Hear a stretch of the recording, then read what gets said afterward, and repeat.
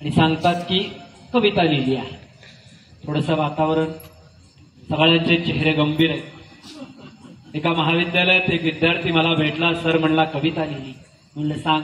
Sir म्हणला कविता प्रेमाची. असू दे, माणसंच प्रेम करतात, काय अडचण आहे, सांग. तो लाजायला लागला, पण म्हणलं सांग. तर त्याने सांगितली की ती EST ने येत होती. ती EST ने येत होती, मी दमदम चाललो. मी म्हणलं दमदम म्हटलं आम्हाला कुठले EST ला म्हणला, फ्री पास मुलींना, आम्हाला असं वडापाव द्यायला लागतं. 3 चाकी डम. ती EST ने येत होती, मी डमडम चाललो. तू EST चौकात येऊन उभा राहिली. डमडम पण चौकात येऊन उभा राहिली. ती EST तून हळू हळू खाली उतरली. मी डमडम पाकरीशी उडी हाणली. आता हे काय तर बोलतील वगैरे. शेवटच्या 2 ओळी की ती EST तून हळू हळू खाली उतरली.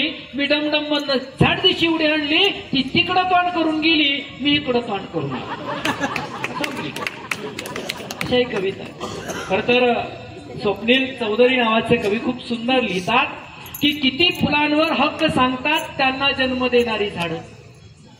किती फुलांवर हक्क सांगतात त्यांना जन्म देणारी झाडं. आणि वाहता वारा वसूल करतो का कुणाकडून भाडं. लिटरभर पाण्याचा काय सांगते भाव नदी. लिटरभर पाण्याचा काय सांगते भाव नदी. किती ऍडव्हान्स मागता ढग पाऊस पडण्याआधी.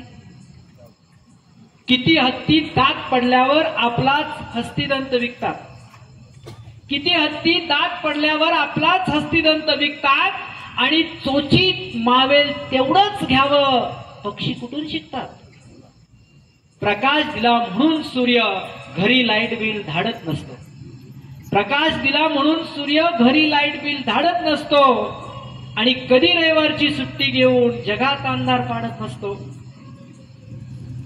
हलका वाघ भारी वाघ, हलका कोल्हा भारी कोल्हा, अशी असतात का त्यांच्यात ही नाती. हलका वाघ हलका कोल्हा, हलका वाघ भारी कोल्हा, अशी असतात का त्यांच्यात ही नाती. आणि एक बी उगवायला किती चार्ज घेते माती. किती हरणी पोटात स्त्रीलिंगी गर्भ आहे म्हणून अबॉर्शन करतात.